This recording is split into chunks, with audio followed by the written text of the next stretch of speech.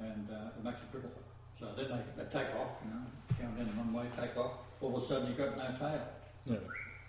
Now, if you want to turn the camera on, I've got the microphone going already and yeah. repeat all that. Show number 31. Apologise for the late upload yesterday. We actually had our end organised, didn't we, babe? But there were some technical difficulties with our...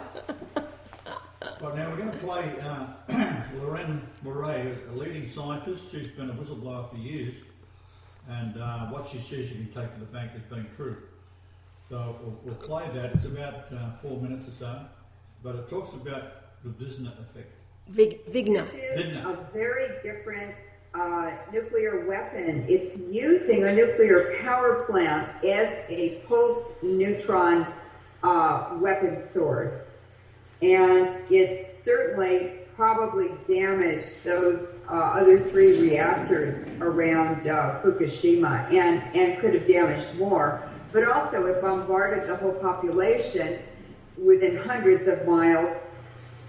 So on March 14th, the MOX fuel melted, it was burning up, and there was a blow up in Unit 3 that launched all those thousands of fuel rods into the sky. Pieces are all over Japan, and particulates are all over the world. From that one explosion, well, let's go to the black dust. This is high temperature MOX fuel particulates and nanoparticles, and why they're toxic and how they're toxic. And they're quite different. The particulates that are being formed by the Wigner effect are that's caused by bombardment of particularly metals by neutrons or any of the energy from the nucleus, gamma rays, alpha particles, beta particles, X-rays. All of those come out of the nucleus of radioactive isotopes. And what they're doing is poking holes and making dislocations in the crystalline matrix, the atomic matrix of the metals and all other materials too, by the way, including humans. And it's this was first reported at Chernobyl when the scientists went down after 10 or 15 years into the basement to look at the elephant feet, and they saw this coating of dust, and every time they went back, the dust was thicker. Well, that is from the disintegration of the surface atoms of, for instance, metal, and it just turns it to dust as it eats down through the metal, weakening the metal and brittling it. And this has a very serious implication now, because it means the entire infrastructure of the Fukushima power plant, of Japan, of airplanes, of the entire infrastructure of the planet now is being bombarded daily, nightly, 24 hours a day with Fukushima radiation. And it's breaking down the global infrastructure and the global population, all living things. And so it is creating particulates, dust, particles that are highly mobile. They're very, very radioactive, and they're full of for instance, the fuel rods. There are pieces of them flying all over everywhere. They flew everywhere, all over Japan. Well, they are disintegrating too, and that's releasing particulates that a lot of them have plutonium and uranium in them. That goes into people's lungs. And I can tell you that by 1963, at the end of nuclear bomb testing, atmospheric testing, compared to lung cancer rates in England from 1850 to 1860, before man-made radiation existed, lung cancer has increased by 1963 in Hawaii 17,000%. That's from nuclear technologies. and that's called a pathway cancer. So we're going to see huge increases in pancreatic cancer, lung cancer, mouth cancer, throat cancer, tongue cancer, stomach cancer, colon cancer, all of the areas in the body, the organs that are the kidney cancer, that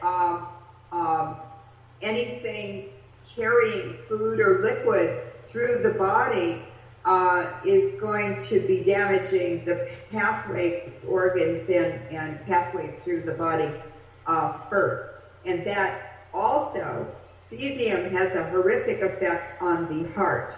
So we have a planet of death and illnesses that is increasing every day, and I don't know what the answer is.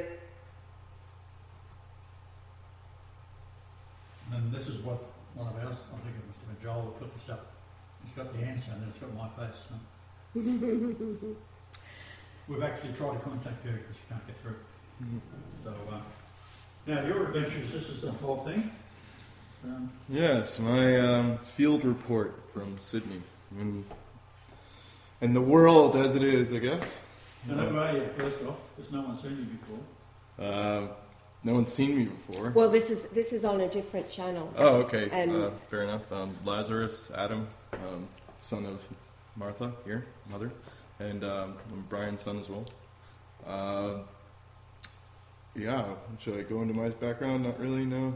Well, just you've been in Sydney for 6 weeks, yeah. Because you are talking to everybody in Europe, in particular your sisters. Yeah. Right? Yeah. And we've bombarded them with information and they're not listening. Yeah. And Claudia, of course. Yeah. And everyone else in Europe that we know, no one's listening. Yeah, and that's what my observation is that nobody was listening, nobody is listening, and that's what is by design.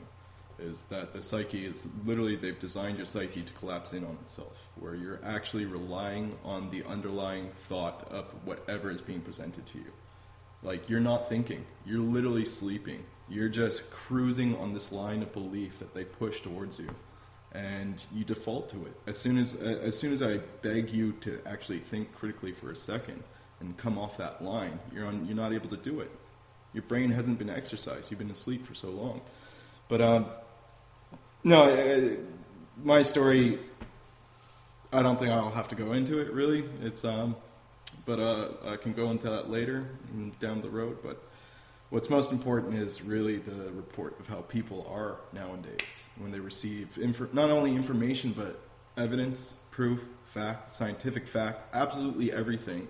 Like, if this was 5 years ago in the whole truth debate movement, if you had that evidence and those facts, nobody would shoot you down. Everybody would go, yep, that's it. But now, what we're facing now is we are so completely far gone down this road, is that even with the evidence and that, you default back to that baseline of belief, because it's so much easier for you just to cruise on that line of living than to actually take responsibility for what you can do in this life. And so I'll just start into where I went. I went back to Sydney from Queensland here. I was working in the city and meeting all my friends, people in the city, people of very, very logical thinking people, and prodigies of their trade, people that are amazing with their hands, with their mind, with many skill sets.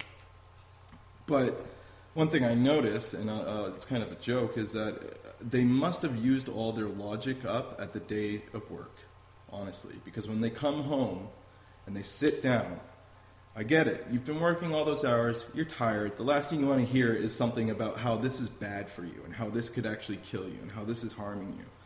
But on the contrary, when I'm sitting there, right, I'm sick myself, and I'm telling you, look, this is harming you. This could have you ending up like me or even worse, okay? It's kind of insulting when you turn around and go, oh, yeah, I get that. And then you turn around and go do the exact opposite of what I just said. So basically, let's take an example as simple as eating McDonald's. Something as stupid as eating McDonald's, right? I'm telling you exactly everything that's bad about it, how there's absolutely no nutritional value, how you're actually feeding the beast that is killing millions of people by paying these sick mothers. And what do? Oh, yeah, feeling kind of peckish. I'm going to go get myself a Macca's meal. You know, that's how far we are. That's how far gone we are. You know, I was telling them about Fukushima. All right, I was telling my friends about Fukushima and the radiation. Okay, now they all soaked it in. They were all very receptive. Now the next day, right, it kind of been washed out of their brain with all the television that they had been watching and the copious amount of cannabis that they were smoking.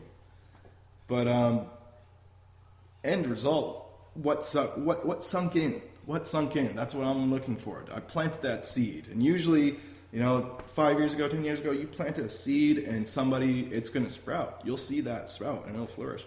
And it'd be as simple as just the way they start to perceive the world after you had that conversation. You know, the very first minute after you finish that conversation, how they look at things a little bit different. No, do you know what the only thing they remembered was? I feel like dinner. You guys want to go get some sushi? It's good Japanese restaurant. The fish comes right from Japan. I'm not gonna basically the way I see it is everybody on this baseline of just cruising through life and spiritually, physically, mentally, everything. When I see this, I am gonna try and give you a hand. I will try and mate. When I see you like this, I see your soul hungry. I see you as a physical being, a lazy pile of nothing, because you're not using your brain. You're not utilizing all the gifts that God gave you. And so when I see that, I can't help but try and be like, all right, you're hungry, you're thirsty, your soul's thirsty. I'll bring the water to your lap. I'll bring the meal to your lap. I'll give you absolutely every tool you need to actually free yourself from the guilt that you feel, from the shame that you feel, from the pain, from absolutely everything, from all the dismay, the mystery of the world. I can put that in your lap. But I can't force you to eat it. I'm not going to force you to eat it. It's that simple. But the way everybody is now, it used to be that way. You could put everything in a nice silver platter and they would gobble it up and then there you go. Another person out there telling the truth. Now, you put it in front of them, they expect you to feed it. Feed it to them. Just get it. And honestly, the only way I see that, you guys can really get away from this, really dismantle this, it's too far gone. It's absolutely too far gone. It would take generations to get rid of this. The indoctrination that you are all so passionate. It's almost like a religion, the way you guys stick to your sciences and your guns that have been proven over and over again through evidence, through actual studies, statistics, actual physical evidence. And no, you just disregard it and you push a lie. You push a lie that is just keeping us all in absolute moral depravity, and we're all soulless at the moment. That's how I look at all of you. When I walk down the street and I see everybody on their androids and this glazed look over your guys' eyes, you're asleep. And it's not even like, I don't even like the whole truth movement, that they have where they say, oh, sleep and awake. It's like, no, mate, when do you ever think? When do you ever take yourself out of the box of thinking, have to go to work, have to eat, have to pay this, have to watch TV? Take yourself out of that perspective and actually look at the world as if you just arrived. And you're telling me this is good? This is what God wanted? So the field report being everybody, and even the people that have knowledge, people that have done the truth movement, again, you're so absolutely distant from what's actually happening in the world. You're so absolutely distant. And the funniest thing is, I've seen what they've done. Okay, you can have a little bit of truth mixed with a whole lot of BS. And people think they're truthers, they'll think they're absolute top-notch. Jordan Maxwell's, David Ickey's, Alex Jones's, right? Hell, even Dean Clifford's, right? But the fact is, as soon as you hear a supreme truth, you go right back. You go right back. You go back before you even became a truther. You go back to believing 9/11 was done by 19 Arabs with box cutters from caves. right? That's what you go back to. As soon as you hear the truth about Judaism, about the truth about the Holocaust, as soon as you hear the truth about God and Brian, what do? You revert right back to the state of mind that is destroying the world. All you truthers, you're doing absolutely nothing. Illuminati? Are you kidding me? Illuminati, Freemasonry, all that nonsense? Give me a break. You know these people have names, right? These people have names. They have paper trails, thousands of kilometers long. You know, go look for some fantasy eye in a pyramid. That's not even the Illuminati symbol, mind you. Yeah. So all of you people deceived through this BS. I hope you realize that, you know, when we push these Illuminati theories and we talk to people on the streets in Sydney and we do these certain things, you got to look at the end result. What information are you spreading, and who does it benefit in the end? Honestly, the way I see it, I see it benefiting the people that are running the show to this day, the Jews. Because guess what? Oh, it's Freemasonry. Oh, here it is. It's this. But you're not looking at the actual elephant. You're looking underneath the tail. You're looking underneath the foot, the trunk. Oh, it's Freemasonry. It's communism. It's the Jew. It's the big elephant in the room. And as soon as you try to enlighten people to that, and the way I try to do it, especially in Sydney, is because you can't come out and say anything. You can't come out and say that you're not for homosexuality, for public social acceptance for homosexuality, and you're not for gay marriage. You are posted as being full of hate and bigoted, except you're not. That's just simply how you feel as a person in their natural state. But I'm the one getting all the backlash. So who's really, now, let's look at the spectrum. Yeah, okay, 20 years ago, 30 years ago, the majority of the people didn't like gay marriage, and it was looked down upon, and yeah, you were probably treated a lot worse than you are today. But now, it's the other side of the spectrum. Anybody against it is full of hatred and is bigoted, is the asshole, is the donkey's end. You know what I mean? And so what I try to do with people, I just try to say, look, with Judaism and the whole homosexuality and multiculturalism, what's the end result? What is your end result with multiculturalism? Please tell me. We all love multiculturalism. What's the end result there, right? Well, is it to get rid of all culture? Mix this all into this one ball? Because what I see happening then is I see there being darker people and dark people. That's it. You're going to destroy the white race with that. You know, a black male and a white female can't have a white child. A white male and a black female can't have a white child. So this whole multiculturalism that is fueling this and going into our ancestral lands, what is the end of that?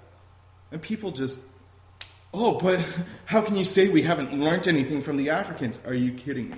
From spear chuckers? You do realize that we were the ones that brought civilization to Africa while they were eating themselves. Cannibalism was so rife that the tribes that would go after the weaker ones would force them to have children so they could eat them until they heard the word of God. You know,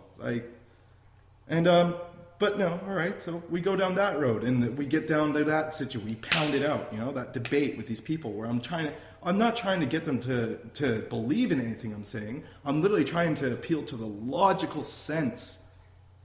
1 + 1 = 2. Okay? Forget the 11 that they're trying to make you think it is. It's 2. Okay?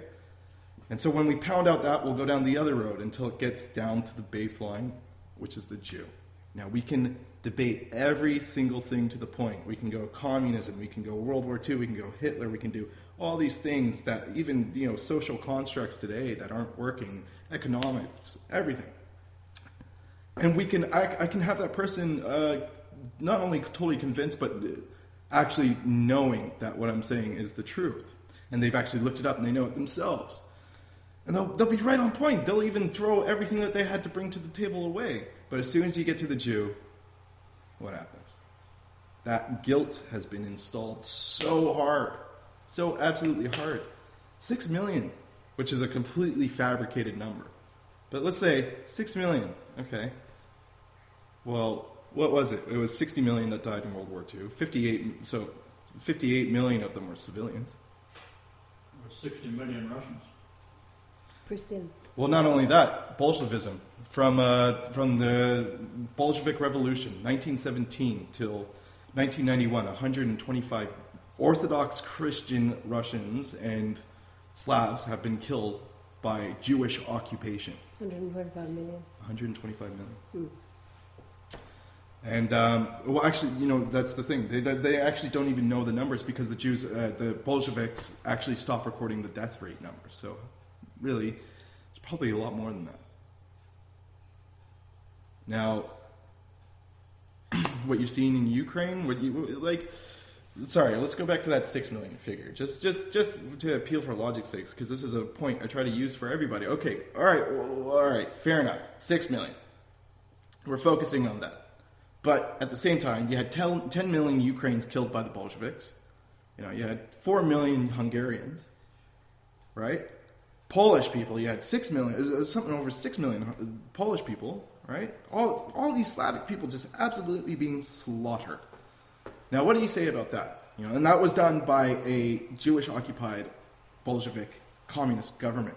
Not Stalin. I'm talking about Lenin and Trotsky before Stalin came in. Stalin was an absolute puppet. When you actually go through the history of how that whole movement started, they regarded Stalin, they patronized him. He was the gopher. He would go get their coffees.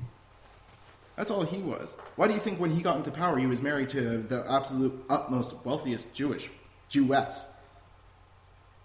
In every depiction of him with his wife, you have his wife's father standing behind him, standing behind Stalin, who was a great compadre of Trotsky and Lenin and Rosa Luxemburg, all these people. So when I say that to people, do you know what they turn around and say to me? They go, "Yeah, but it's the way it's the fact that the Jews were actually targeted and the systematic murder of them." Then what the hell do you call that in Russia? What do you call communism? That's the systematic destruction of the Orthodox white Christian, of the European Slav. What do you call that? What do you call when you actually get down to the nitty gritty and the truth of the matter? When you get into the Holocaust, what do you call what we're doing to the Aryan race? With all the guilt and everything, can you imagine what that would do? Not only mentally but spiritually, years and years and years and years of the bullshit that they put out about Germans. So. And people are quick to defend, quick to bring up their shields and guns for the Jewish Holocaust theory. And they always know somebody who has a survivor. Absolutely. And that's another one. But, you know, what I'm trying to basically get across here is that there is no logic anymore. There's a refusal for it.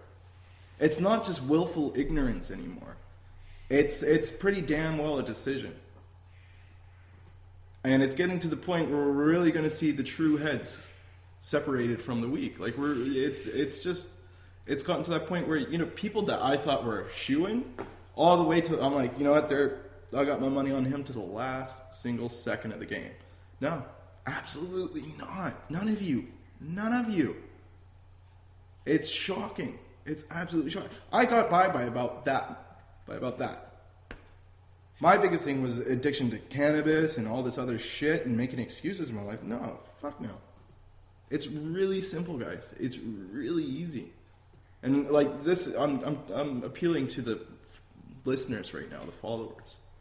Anybody else that's, you know, listening to me and thinks I'm full of shit and doesn't understand what I'm saying, great, fantastic. But guys, seriously, just cut the nonsense. Smoking, all this nonsense, all this stuff that you think is really hard to quit, even if it's a physical addiction, mate, you should see the sciences and the studies done behind the power of belief and thought. You only make it as hard as you really want it to be. Seriously, dude. That's as baseline as it gets. Now, for everybody else that's kind of listening to this and know that I'm speaking the truth and starting to get that little anxiety inside of them, that's starting to think, oh God, I may sound crazy because I haven't actually gone into the whole logical debate, you know.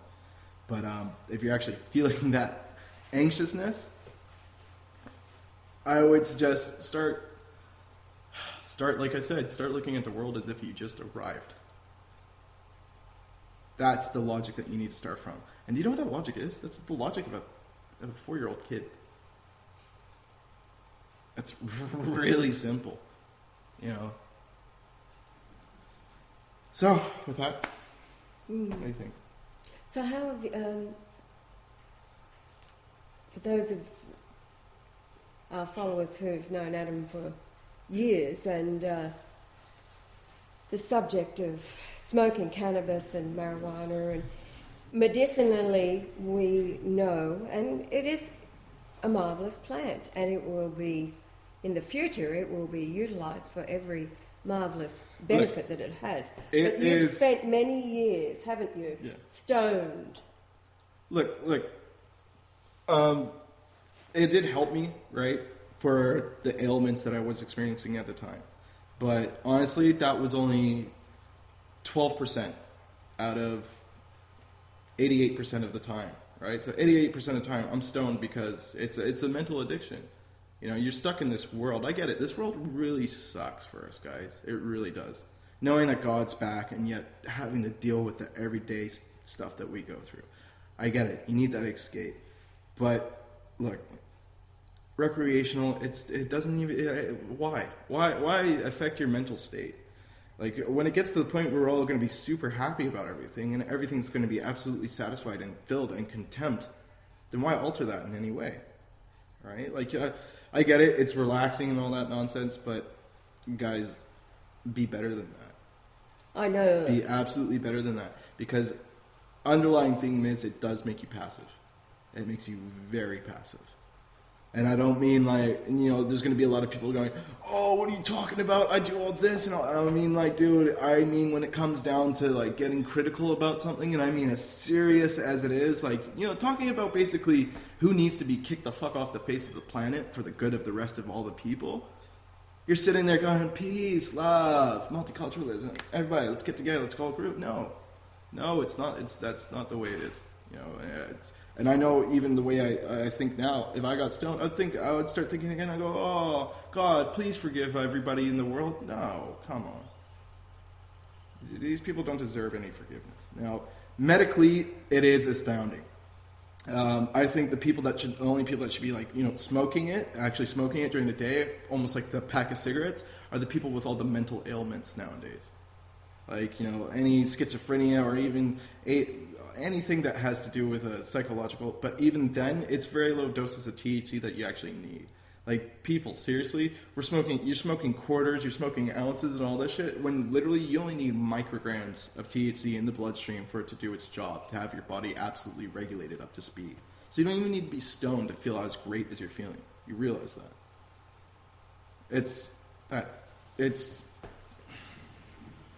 It's something that's going to be utilized for medicine, curing.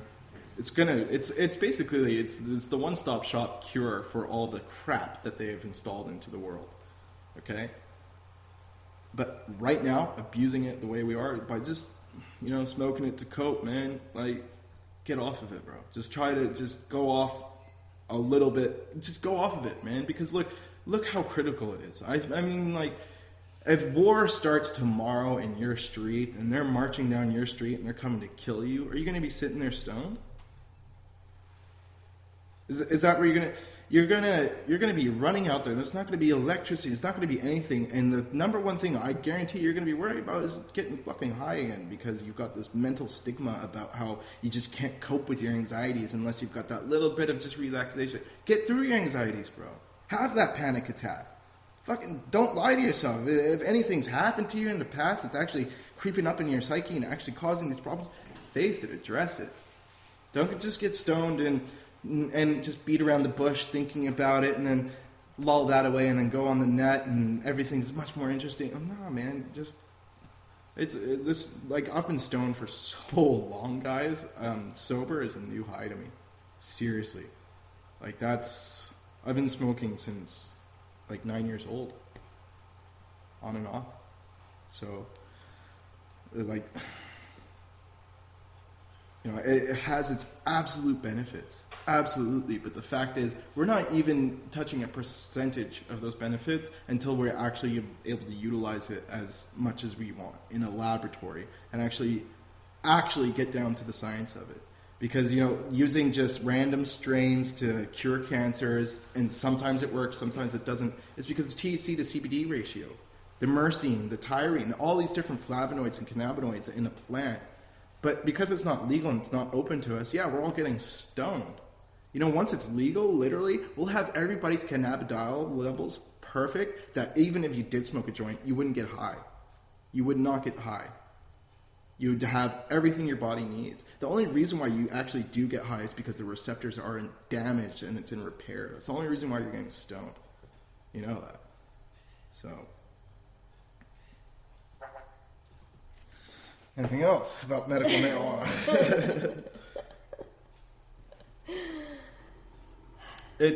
Guys, look, it's something that needs to be used in moderation, even as medicine. Because a little bit goes so far. Goes absolutely so far. I think it's something that I think it's a beautiful plant that even tugs on your free will aspect and your own moral judgment and your own foundation of how to go about in the world. I think it'd be a great test to see who can grow it, harvest it, and do everything without smoking it. The smokers that have been smoking for ages. That's going to be, that's what I can't wait to do. I can't wait to actually be growing it and actually making something from it instead of actually smoking this shit. Getting stoned off of it. Not many people can say that in the cannabis industry. A lot of people that are medical advocates can't say that. And a lot of you people out there in the cannabis community and the cannabis culture, you're all fucked. All you heads of pioneers, greenhouse seeds, even fucking organic man seeds, all you top-notch industry folk in the cannabis industry and that claim to be for the people medically and all that, you're all fucked in the head. You're all liars. You know why? Because the first thing that you're growing for is yourself. Second thing is, first thing, head stash. Second thing, money. If it's not that, head stash, it's money and then head stash. But those two always come first. Helping people, that's so far down on your list. And I've seen it every single day with your posts. I got rid of the pioneers of the cannabis industry all through the United States, Amsterdam, even out of Israel, for God's sakes, Canada. Got rid of all of them because they're all fucked in the head. All I asked them to do was, look, call your local congressman because your taxpayer dollars are going to people that are killing innocent people in Ukraine. And it's been admitted by your own government and it's been proven. So all I'm asking you guys to do is just call and say, hey, look, I know what you're doing. Cut it out. You have 10,000 people on your Facebook. I even posted, if you can't make a call, if it's too much of a hassle, repost this. Because out of 10,000 people, 10 people might look at it and go, shit, you know what? I heard about this. This is right. I'm going to call up about that. I'm going to do something about it. You do have that power. And nothing, absolutely nothing from any of you. You could not give a shit about anybody but your plants and your little co-op and your little thing that you got going. You cannot tell me that, medical marijuana, it's so great for the people. When all you dispensaries, all you people, let's cut the bullshit. You're all making money. You're all making decent money. And that's what it is. That's the underlying theme. And it's not medical at all, for God's sakes. The only ones that I honestly champion are TGACs. Good God for them, because absolutely, you see what happens. They're a real company, just like all these other companies. And they're pumping thousands and thousands and thousands into the streets, into kids, into programs. You know why? Because they know exactly what is going on. They know that they're growing this for the people. They know that, look, this is something for everybody. It's not for us. But then look at 99% of all the other companies. What are they doing? They're reinvesting in advertising, for fuck's sakes. It's gone so far, guys. Gone absolutely so far. Every single culture has been ruined, except for the dominant filth. Every single one. Cannabis, graffiti, skateboarding, those are my niches. Those are my niches. Those are the people I know. It's all ruined. That was something that was started from the ground up as well. Started by us, for us, young generations. It's gone. And that was only the 70s, mate. So think about all the things that hundreds of years ago, everything that we knew, our ancestors, that God, Yah himself, had installed into us, that infinite, undying wisdom. It's called your conscience. It's called your heart, right? It's gone. It's absolutely gone. And what's left? Seriously, what's left? Sorry, bit of a rant. Well done. Jonathan Williams recorded in his book Legions of Satan, written in 1781, that General Cornwallis revealed to General Washington that a holy war will now begin on America.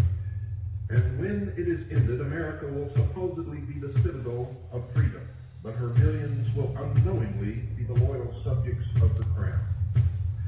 Cornwallis went on to explain what would seem to be a self-contradiction, and he said this, quote, "Your churches will be used to teach the Jews' religion, and in less than 200 years, the whole nation will be working for divine world government. That government that they believe to be divine will be the British Empire. All religions will be permeated with Judaism without even being noticed by the masses, and they will all be under the invisible all-seeing eye of the grand architect of Freemasonry." And indeed, George Washington himself, ladies and gentlemen, was a Freemason, and he gave back through false religion what he had won with his army. This divine world government that Cornwallis spoke of was the religion of the New World Order. Now, the Jewish religion that Cornwallis was talking about is not the religion that most Jews in this world practice, but a new, secular, humanistic view that came out of the Lodge of the Mysteries, promoted under international Zionism and the concept of British Israelism. It is the tenet that the Anglo-Aryan race are the true Israelites, and because of that, their royal family being descended from the house of David in a direct line and in relationship to Jesus Christ himself, have the divine right to rule.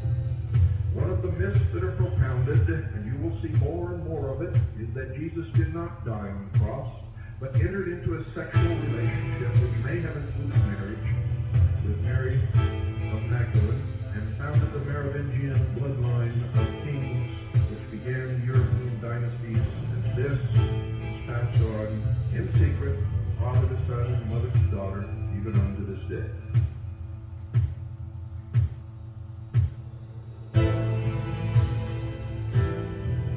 Prince William has been inducted into an ancient order of British Knights in a ceremony at Windsor Castle.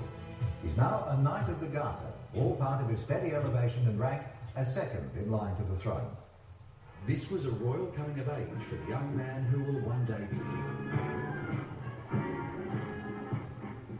Well, Prince William is walking slightly ahead of the Queen and the Duke of Edinburgh. They are bringing up the rear of that procession there. Prince William emerging to the... Now, you were working on the capstone, a question from Andrew. Yes, our lovely young couple over in Texas. Lubbock, Texas, where? Lubbock, Texas is where I got the original 1611 King James Bible translated by a man called Chris Epps. And the man who employed him to do that was named Hightower. Now, his company was raided and all of his database was lost. And I called him up in Lubbock, Texas, talking to him. And he said if I could restore his lost database, he'd give me half the company that owned the King James Bible, which I did. And he wanted to locate Chris Epps. He said he couldn't find him anywhere. Well, this Chris Epps was an angel. So I just summoned him to contact him and he got back in business. Right? Because the original King James Bible, you could say King James got even with the Freemasons for beheading his mother. And he was a man with William Shakespeare, who was named Edward de Vere, that put together the manuscript that was handed to them by the Freemasons out of the Freemason universities by Francis Bacon. And he had the opportunity to get even once and for all. And this is all the codes that he encoded with William Shakespeare, which was only possible because he was the first righteous king to sit upon the sacred stone of destiny that was stolen by Edward I on July the 4th in 1296 for protection, while the 13 competitors were competing for the throne of Scotland. Now, when you're in the royal family, you know who the true royal family is. So what he did, he left codes in it with the name Golightly. And how he did it was this. When King William the Lion of Scotland, his son died after becoming king, he was Alexander II. His son was Alexander III, and he died with no issue. Then the competition of the 13 was gathered, and this invited all the royal families of Europe and Scotland and England to compete for the throne. Well, as it turned out, Patrick Golightly, who was the true line of kings, withdrew because he had no support from what would later become the Freemasons, but the Jews. And because he withdrew, King James, his lineage, became king. So it's a secondary lineage from Robert Bruce. Now, what he did was he knew the Golightly name in an English gematria of 115. So he changed the word Sabbath, which is found in 115 verses of the Bible. So he's lining up the Sabbath, and what the code of the Sabbath is Jesus said he was the Sabbath. Therefore, how did he link the two together? Well, firstly, by the gematria of Golightly and the verse count with the word Sabbath in it. And the word Sabbath is highlighted by the fact that in the King James Bible, it is spelt with a lowercase s. And then you find how many lords there are in the entire Bible, and it's 6666 verses. And that is Babylonian Talmud. So that's what King James did for the world. He identified who Jesus must be in the end time, because it's got to come through the royal line of kings. So he identified it's got to be a Golightly. There's no other royal line. And he identified the Sabbath by the lowercase s, which is the same number count as the word Sabbath and Golightly. So that's what he did. Now, added to that, there are thousands of codes. Andrew, he and his wife, you spoke to Andrew, and I spoke to Andrew, and you spoke to his wife. Yes, lovely lady. Mm? Lovely lady. Andrea. And he found us at the same moment that the planets were lined up in space and forming a cross with 66.66 astronomical units. Yes, the 26th of June, 4 years ago. Right. Today's the 27th in Australia. So it was the 26th of June, crucifixion. Now, I've noticed with Andrew, he is so brilliant in his mind that no matter what I mention, he knows it all backwards.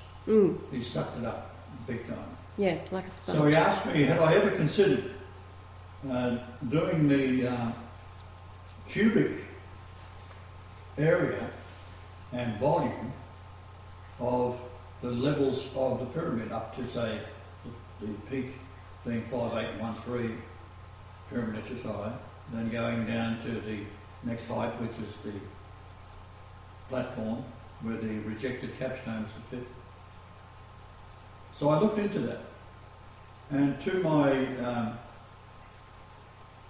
pleasure, amazement, once again, that you take the base, which is in its perfect size, 9131.06 wide, so times 4 is 365.24 inches, 100 years, when you say that one day is a pyramid inch. And when I did the height, the volume of how many millions of pyramid inches in that cube is the same number as the height it is in feet. So then I thought, this is very interesting. So I then did the platform where the capstone is rejected because it's too big to fit. That's what it was. That's the whole idea of the Bible itself, is that the capstone, the reality is that it's too hard to believe that actually the Lord is actually coming back. God himself is coming to the earth. No, can't believe that. They can believe the devil, they believe Lucifer, but they don't believe God himself is coming down to straighten everything out. So the height of the capstone, where it was to sit on the summit platform, that number in cubic inches, so you take the width of it, 9131.06, make a square of that, and then go to a height, make a cube out of it, to the height of the platform, and that number in millions of cubic inches, pyramid inches, is the same number as the height in feet. So I then did the 35th layer of masonry, and the centre line of that, it's 50 pyramid inches thick, so it stands out because it's much wider or higher than all the other. So it's got to mean something. And of course the centre line of it is the same number as the age I was when I married Lucifer in the flesh, and then the width of the antechamber, and the number is 1162.6 pyramid inches from the baseline.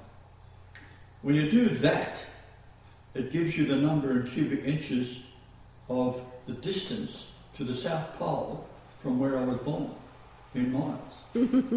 So this is millions of cubic inches. Yes. Starts off with the 4 numbers. 3877. 3877, which is how many times the word God is found and how many miles it was from St. Margaret's maternity, Catholic. It's the verse count containing 443 gods. Right, containing that.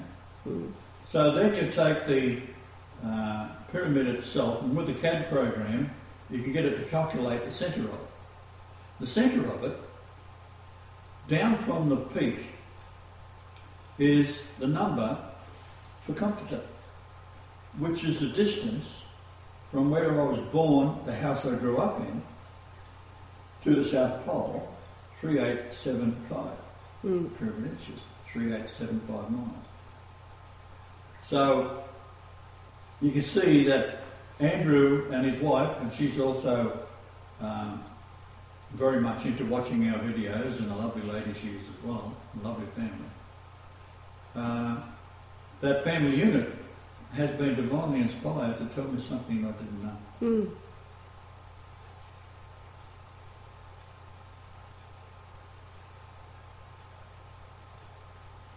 So a hearty hail Hitler there. Absolutely. Hail Hitler, your hero. And if it wasn't for Andrew and his wife, we wouldn't have been able to go to Europe. No, he made it possible. He made it possible by getting some money, because we were broke, right? Yeah, he didn't ask, he didn't anything. No. He just sent it and then told us. And then sent some more. And then sent, yes, there was no, he just sent it. And that's what people who are, the angels are all the time prompting people to do things, say things, give things, or not. It's all angelic. It's whether, as Adam said, and you've said, the idiot out the front is picking it up and being obedient. I talked more. Now, I've got to spend a special thanks also to Susan. Yes, I sent her a message. She She was sent us inspired. $115. Well, she was inspired. It was her Jesus' birthday last week, and so she was inspired to send 100 francs, Swiss francs, which converted to 115, which is Golightly Sabbath, the subject of today's. Ladies and gentlemen of the jury, is my case. Oh, Right, and I'm dear. sticking to it. Now, we're up to 50 minutes, so we've got 8 minutes to go, 7 minutes to go. Well, we got our Adam has done a beautiful speech there of what's going on in the world. Well, what's interesting, tell about the French woman who ended up sitting this. Tell some of the funny bits. How in your travels you usually get somebody or just. Well, you wanted to sleep, right? Yeah. I wanted to sleep so bad. Now, there's been a reoccurring theme every time I'm traveling. If I'm going the wrong route in life, I won't have any travel buddy. If I'm going the right route, there's always been a travel buddy. I swear to God. Coming back from Poland, it was this young, kipper, bright Aussie woman that hopped on the plane at Munich. So I had to, I only had 2 hours to myself. Right? She was like, "Oh, you speak English? Great! Oh, mate, I know it's just been a debacle. Do you think it's quite rude of me if I put on some deodorant?" Like, literally, that's what she did when she sat next to me. She's like, "It's just been a debacle," and her stuff's flying all over me, and she's putting her deodorant on. I'm smelling her pits. It's just, And then, of course, when I get into Brisbane, right, I get off, and she was in front of me on the plane. I hop off the plane. She wasn't in the terminal. She wasn't everywhere. She vanished. She was gone. Angel. And I couldn't find her on Facebook either, right? So, anyways. Now, coming back from Sydney, I had this French student, right? And I thought she was German, so I asked her when we stopped. I was like, "Are you German by any chance?" She's like, "No, can't you tell by my accent I'm French?" And I'm like, "Oh, okay, what are you doing?" Yada, yada, yada. So we get back on the bus, and we all have our own segregated seats, right, that we're all assigned to, and she just hops into mine immediately and grabs the phone out of my hand. She goes, "Show me your music." And I'm like, okay. And then she's like, "Oh, but is it okay if I sit here? I don't want to be around." I'm like, "Yeah, it's fine, Tell how tired you were. I was absolutely exhausted, all right? I got no sleep the night before because the dog was keeping me up, and we had a old mate, 50 years old, he was watching television all night.